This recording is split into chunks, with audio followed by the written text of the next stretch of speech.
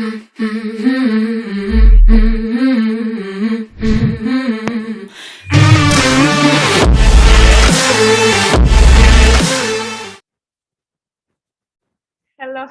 everyone. Welcome to the EmpowHer Journey for those who want it all. This is the community to support your self-growth and live by your own rules. Welcome Clem and welcome Niamh. Thank you. How are you guys?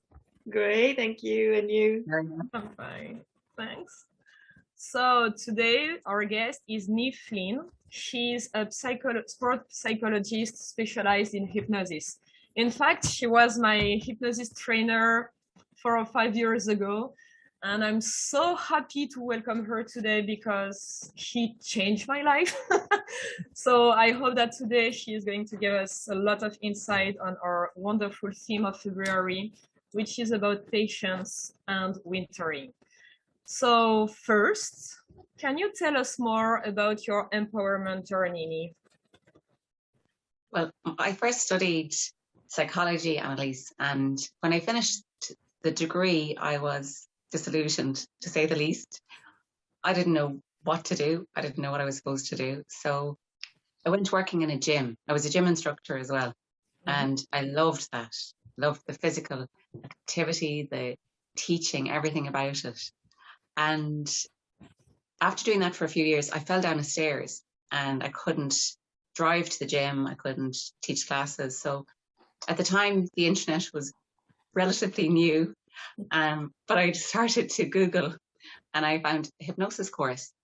And that's where my whole thinking changed. It was like something clicked and I thought, okay, now I can help people achieve results. Now I can help myself as well to achieve what I want to achieve. But most importantly, I felt with clients, I can set up and I can see visible results. So at first it seemed like something terrible because I didn't know how long. I was on crutches for about 6 weeks. It was quite bad. And what came out of that was completely life-changing because I went on to learn hypnosis, to work with hypnosis and then eventually teach hypnosis.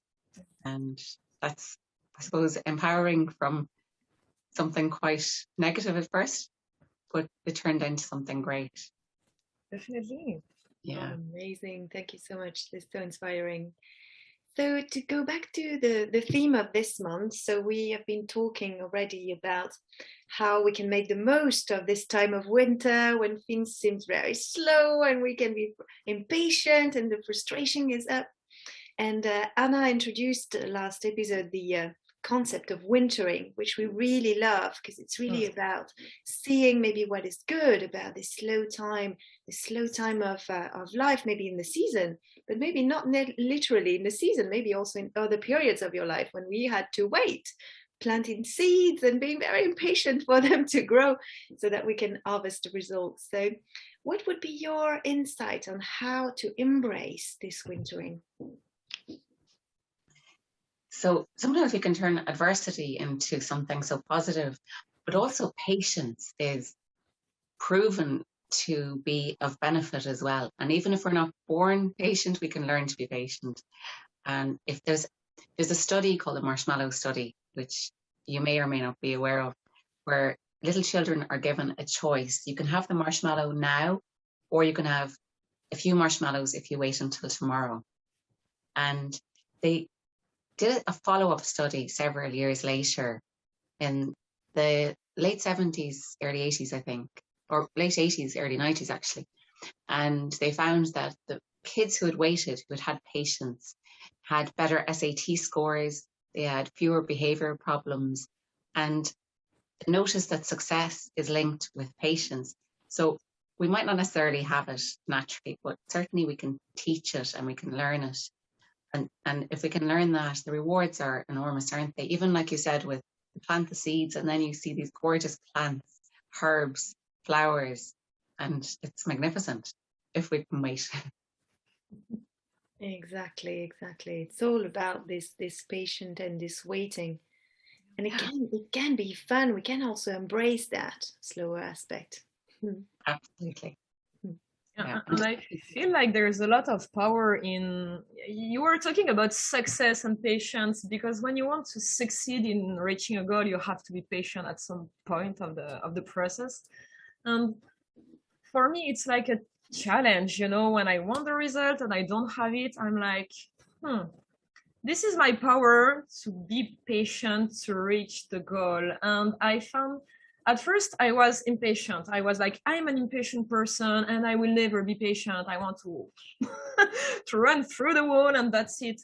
But in the end, what I like in being patient is the reward of, okay, I can control myself. I can control my emotions. I can control my thoughts. And that's pretty amazing to feel that, yeah, I'm in charge of myself. And that's my reward in being patient now, especially with my business or everything else. To, yeah, I'm proud of myself. I'm being patient, and that's so cool. I don't know if you have the same feeling or not. Absolutely. I love that analogy and that example, Annalise, because you get the rewards straight away as well as later. It's great. Yeah.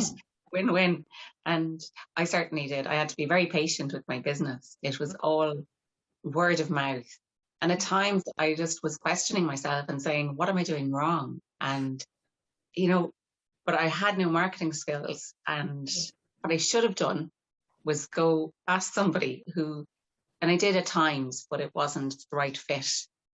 And I learned a lot though from the process. And now things have, by being patient and by learning as I went along, it's so much nicer. It's a nice way to do business. It's a nice clientele because it's still all word of mouth. Yeah. And that's the reward. And it's a very nice reward. Yeah. Yeah. I think the aspect of reward is really key here, because it's so easy to set a goal and just expect this finality that seems so far away, and you never get to enjoy the part of the process that you can be doing. So seeing in it as well as you were saying, like, how can I also have some rewards and congratulate myself about the amazing progress that I'm doing and the quality work that I'm putting. That makes me think of the analogy of building a wall with bricks, right? I'm putting that brick so well, and then this next brick, and this is what I can do, and I'm focusing on setting every brick as perfectly as I can, right?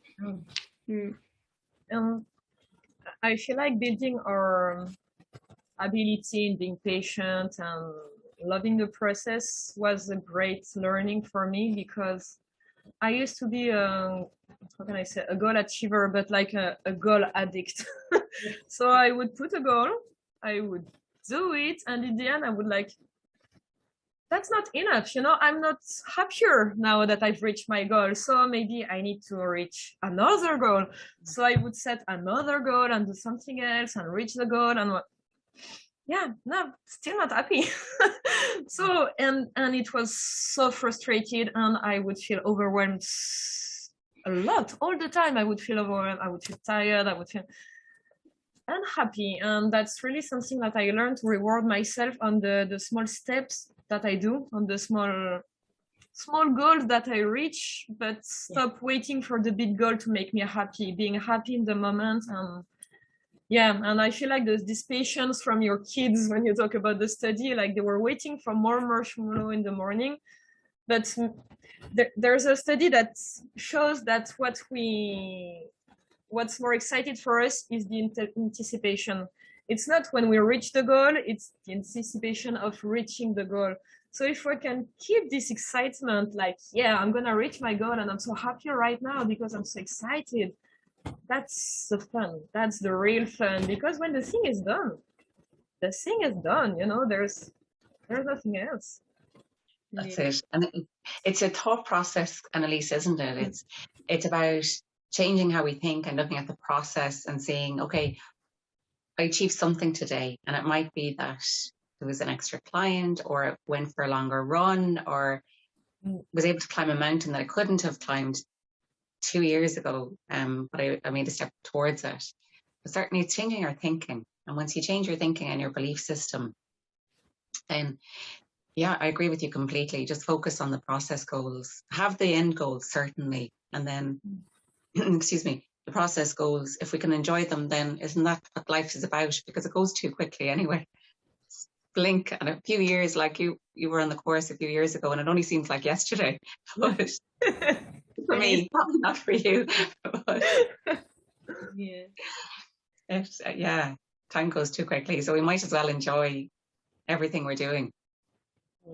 That's so true, isn't it? And a little coaching thing that you can do actually to help you with that is to have a list regularly of your small wins. We have those big goals that we set, and just watching at, okay, what did I actually achieve? What are my small wins? Maybe this week or maybe this month, depending on the regularity, but that can be really, really powerful. And as you say, exactly a different way of thinking. I remember reading a book called The Magic a few years ago and writing down every day 10 things that I was grateful for, and just found it such a wonderful process. It was so positive, and the different categories every day, whether it was health, whether it was friendships, work, it was so many different things. And then you realize how enriched your life is and how empowered you are by all the support that's there if you need it, or how much you can give, because you have so much. When you look at it written down, Clem, I think it's great to write it down, isn't it? Yeah, it's like the abundance mindset. When we just focus on the scarcity, we can see everything we are missing. But when we just look at, there's plenty of air around me, there's plenty of nature around me, there's plenty of people around me, there's plenty of food in my fridge. And when we just focus on abundance, we feel abundance. So yeah, that's really the mindset we're in. We can definitely change our mindset to better live every day. Yeah, that's really, really empowering for sure. That reminds me of this sentence that we've seen everywhere it was on my hypnosis workbook that Niamh gave me when I was training with her. And it was this quote by Henry Ford: whether you think you can or whether you think you can't, you are right in both cases. And that's really defines what we work in hypnosis. So can you give us more insights about it, Niamh, how our brain works? Sure, at least I love that quote. He was one of the wealthiest men of his time, and it was because he believed he could. And when I hear people saying, I've no energy, I can't do something, I see subtly, can we change that thought process to I can? Because by repetition, we tell the subconscious mind over and over and over again a certain thought. Then suddenly the subconscious decides, well, that's your thought. That's what you want me to believe. I'll accept it. And there's a filter in the brain called the reticular activating system. And it will filter in information that's consistent with our belief systems. And it'll filter out information that's inconsistent. So if we keep saying to ourselves, I am useless, then it'll keep filtering in information.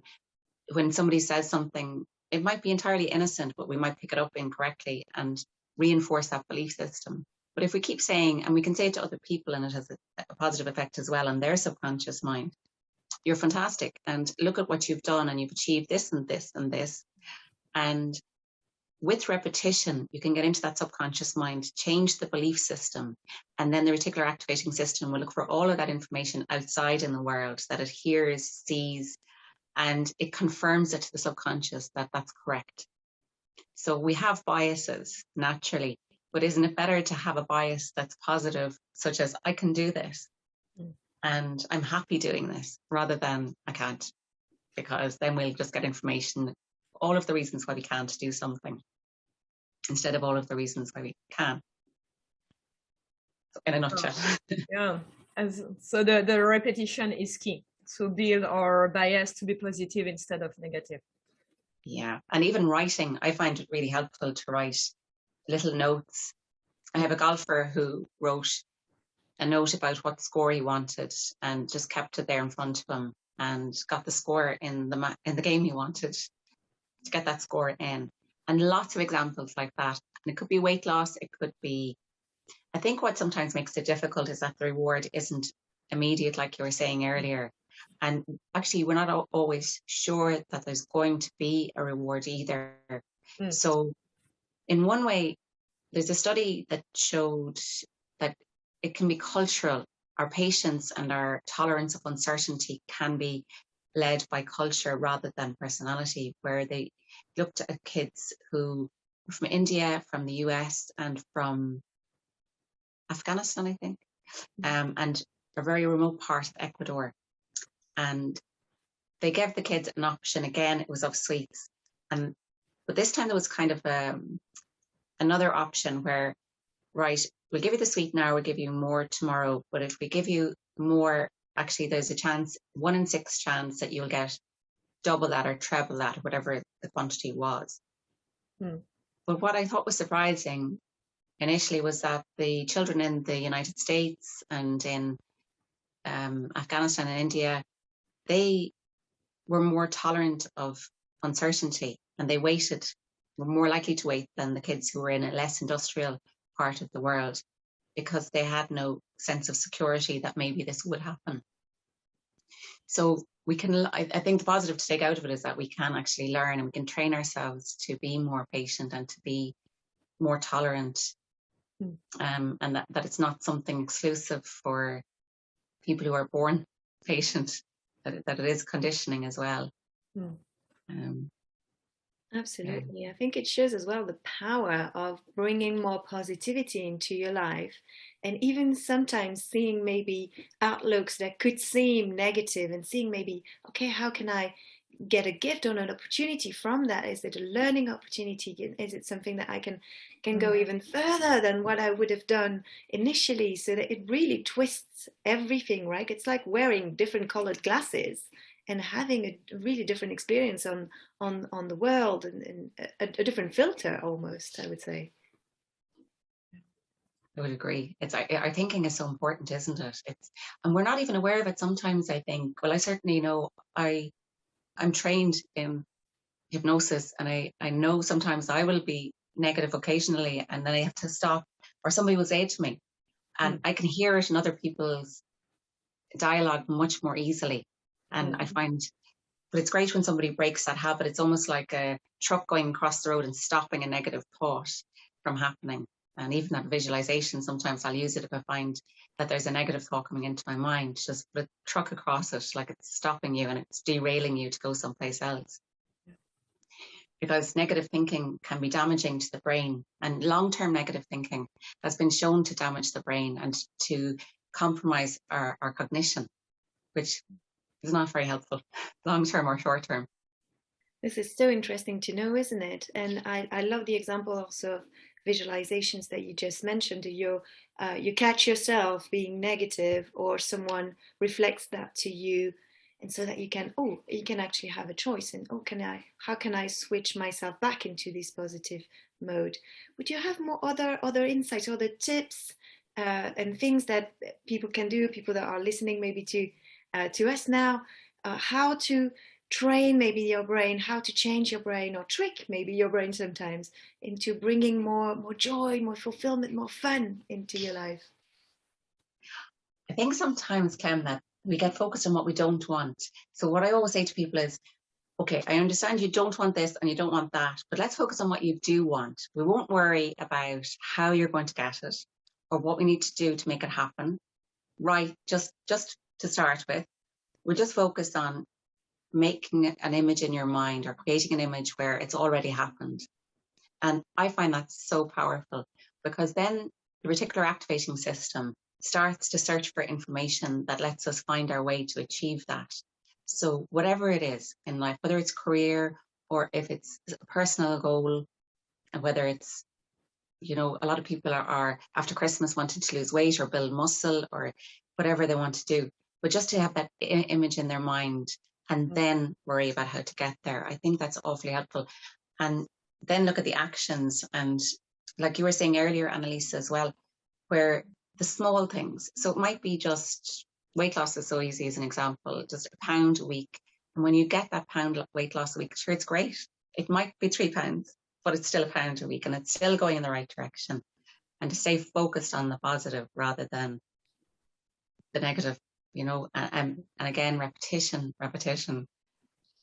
In hypnosis, that's so important. So also writing down lists every day, like I mentioned, I found that so powerful, and really seeing what we have, not what we don't have, and how can we be of help, and how can we just add value to our lives day to day. And it might be adding in a walk, or just looking at, what am I doing day to day? Because I think we get caught up in a kind of almost like a habit of the same thing every day. I certainly do. And then sometimes it's only when something unusual happens and you have to sit back and think, okay, really, I need to evaluate. Should I be working as long hours as I am, or would it be better to cut back? Would it be better to do that extra mile on the treadmill, or give up whatever it is? But I always think it starts with, what do I want? And ask that question. And then look at the negative thoughts, or ask somebody to catch you out on negative thinking. So just ask somebody, if I say something negative, please will you stop me, because I'm probably not even aware of it. It's below conscious level. And once that comes to your awareness, it's far easier to change, because we do say a lot of things that we don't even realize we're saying. And there's a lot more communicated than we even realize. Absolutely. I really like this idea of visualizing the perfect image of when we reach the goal, because usually when I do that, I can hear the negative belief, I can hear them, the limiting belief coming through my mind. Yeah, but well, you can't do that because of blah, blah, blah, blah, blah, or it's not possible because of blah, blah, blah.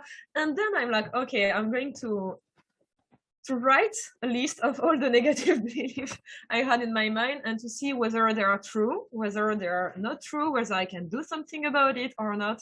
And it's so appeasing when you do that, to just, all right, no, I can do it. Yes, I will have some challenges. Yes, there are things I can't control, but I can do it. I will put all the action I have to do and do them every day. And as you said, the repetition is key. So if every day I'm doing one thing to reach my goal, that's consistency, and that's what's going to bring me my goal. So that's really important to really listen and to whatever your brain is telling you. And it's great to engage your logical mind, like you said, and challenge the limiting beliefs, isn't it? Because we have them, and sometimes we're aware of them and sometimes we're not. And when you write them down on paper, sometimes they can look really silly. And you think, well, actually, that's wrong. That's old, or that's outdated. Or there's a solution. And there usually is a solution, isn't there? Yes. Yeah. Absolutely. Yeah, and how we talk to ourselves is really important. I know that our subconscious is like a 4-year-old kid, so you really have to be gentle with it, and you really have to talk a certain way with him. Like, don't be negative. Don't say, I don't want to blah, blah, blah, because he's not going to understand that. He's going to put away the negative and get the right sentence. So if you say, I don't want to get fired, the only thing he's going to understand is, I want to get fired. So you will make some mistakes, you will not be as efficient as you usually are, and things like that. So it's really important to, when you talk with yourself, to as you say, to be positive in the way you want to reach your goal. So I want to stay in my job. I want to be efficient at my job. I want to be productive. I want to lose weight. Not lose weight because it doesn't like to lose things. But yeah, really talk to it like it's a 4-year-old kid that you want to be nice with. That's really important as well. It's keeping it simple, isn't it? Keeping the repetitive and simple, and then it gets the message. And like you said, if you say, I don't want it to rain today, then we can't control that.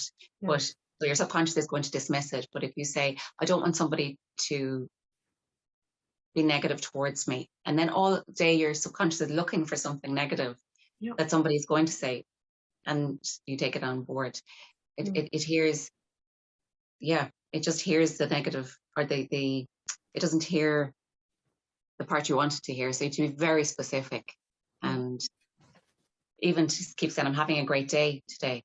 I'm having a wonderful day. I'm full of energy. and that all it hears is energy, great day.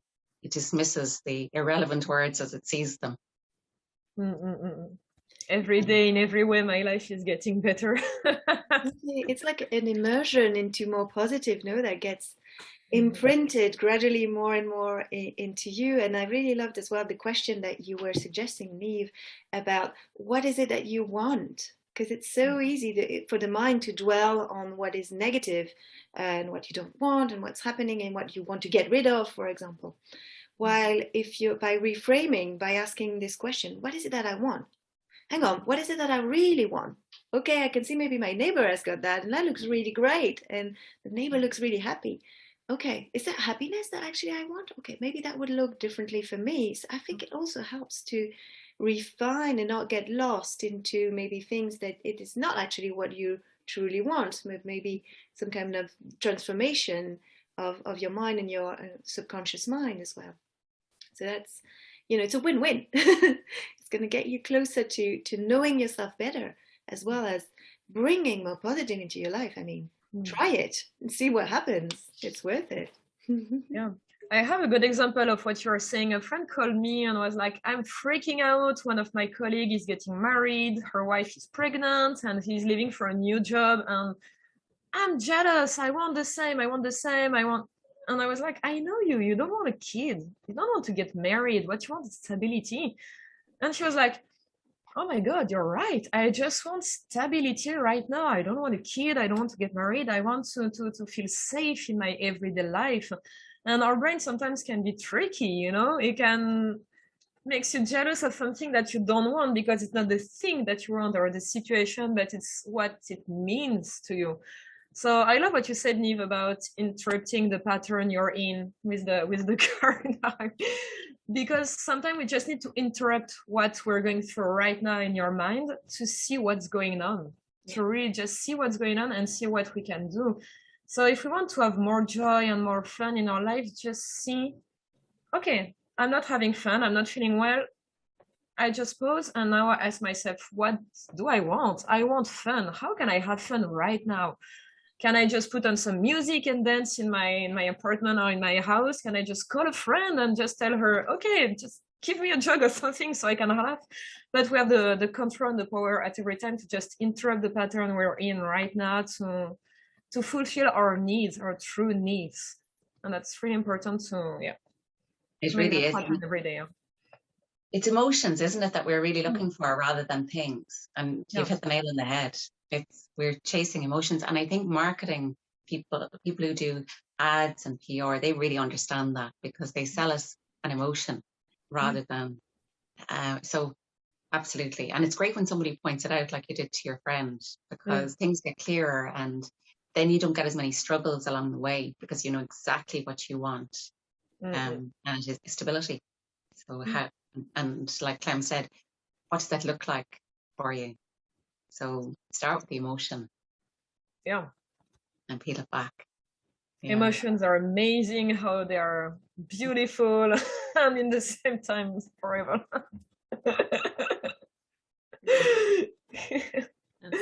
Definitely. I'm just curious, it's not in the question we had programmed at first, but can you share with us a success of one of your clients, a client that wanted to reach a goal and you helped him to reach it, him or her? Sure. Well, I know usually with hypnosis, because it makes life so easy for people, they usually achieve what they come in for. And some of the more unusual ones would be people who are single and they want to meet somebody. And I know I had a few people in last year, or maybe 2 years ago actually, and because of COVID it was hard to meet people, but I planted the suggestions that they wanted, which was you'll meet somebody. I'm thinking of one person in particular, and randomly they wouldn't be somebody who goes out socially to the pub or anything, but they managed to meet somebody in the middle of COVID. They hadn't been going out with anybody in a long time because their mind was open to it. Before that, I think, I can't remember what their thoughts were and couldn't share them anyway, but it was probably to the effect of something like, I'm not going to meet anybody, COVID is preventing this, or so on. And there's other things like an athlete who when I first met them, they thought I was crazy because they were running a few marathons. And I said, okay, let's put this time in. And they said, you're crazy. I said, no, put the time in. Just humor me, put the time in. And because from what they told me, I knew that they had a really good level of fitness. And then, of course, they achieved it because their subconscious mind, it was so embedded that they got that time, which they really, before that, they wouldn't have believed it. And so you can push people a little bit as well. Yeah. Where another athlete who came to me thinking the goals were, again, outrageous because I'd always push for more. And I said, not only will you achieve them, but you'll come back looking for even higher goals, probably in a year's time. And then they did come back and they said, you were right. We came back looking for more goals. So we're capable of more than we even realize that we're capable of. And because I use hypnosis, of course, hypnosis is such a good tool. It just unlocks it. People have it in them anyway. And it's just a tool for unlocking it, in my opinion. And giving belief systems, really strong belief systems that it's possible. So they'd be just a few. There's a nice illustration on that. It was I don't remember the name of the guy. He was a runner and he wanted to break a record. No one had break the record. 1 year he did break the record. It was like pretty amazing. And the next 2 years, a lot of people broke the same record. So until people thought it was possible to break this record, no one would break it. And as soon as this guy did it, everyone was able to do it. And that's crazy because the limitations are always in our brain. There's physical limitation, of course. You're not going to do something totally crazy if your body can't take it or something like that. But a lot of times the limitations are only in our brains. And if we can get rid of this, we're so much more powerful in our life. That's right. That was Roger Bannister. He ran the mile in under 4 minutes. Yeah. And even within 3 months, people had run the mile again in less than 4 minutes. And it's fascinating, isn't it? Because it's a physical achievement as well. And we can do, even when life is difficult, as long as you can keep focused on, there's a possibility. If there's a possibility, then we can dream. And when you dream, your subconscious starts throwing out ideas of solutions and gets your mind primed that this could be a reality. I love that. That's why I fell in love with hypnosis at first. I definitely love that. So for all people who are always imagining the worst, like I want to be prepared of the worst, what do you think it's really a good thing to do if we know that negative thinking is bad for us, it limits us? Do you think that's really good to do that, to still keep this habit? I don't think so. I guess people who draw up contingency plans and do risk management would probably disagree. So there's a place for it and there's a place for risk management. But when it comes to our lives and running our lives and our dreams and our goals, I know that it's damaging to be so negative because one, we get into that cycle of negativity. It brings other people down as well. And we know now too in science that it damages the brains of people who are listening. So if you're listening to somebody who's constantly negative, it's damaging your own brain. And we don't really want to inflict that on anybody. And I guess the other thing is you're wasting time and on things that might never happen. So what's the point? You know, you can have scenarios, but there's generally a solution, you know, and you can deal with, I would always try and deal with things as they come up rather than fear the worst, because you always get past them anyway. That's super powerful. It reminds me of how you can play with the letters of impossible and turn it into I'm possible just by adding a little apostrophe. So I think it's sort of summarized what we were talking about, and we'd love to hear as well what would be the tips that you would give to your younger self. So as a little finish, if you could go back in time. and meet your younger self, what would you have loved to know or to hear at that time? Well, I would have loved to not worry so much about what other people think, and would have really drilled that into my younger self. And also to be encouraging, because I set up a business when I was 17. I was teaching aerobics, and I would say to be proud of that, rather than just going through the motions like we were talking about earlier. I loved it and I was living it, but I don't think I ever stopped to think, gosh, it's not a bad achievement for somebody who's so young to be able to set up classes around the place when it wasn't as easy to move around then as it is now. And the other advice I would give would be to get a mentor in business. I really wish I'd gotten a mentor early on in business. There's probably lots more, I would say. Maybe be patient and keep traveling. Thank you. Lovely. Amazing. Yeah. Thank you so much. Cool. That was so full of insight. Thank you so much, Niamh, for being with us today. Thank you for having me on. It was lovely.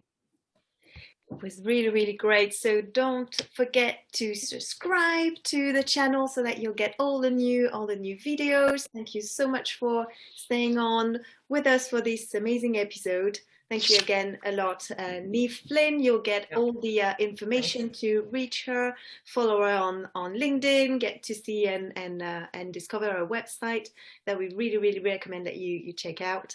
And if there is anything you'd like us to know or any themes you would like us to talk about, don't hesitate to send us an email at the EmpowHerJourney@gmail.com. Thanks, guys. Thanks everyone for being here. Bye.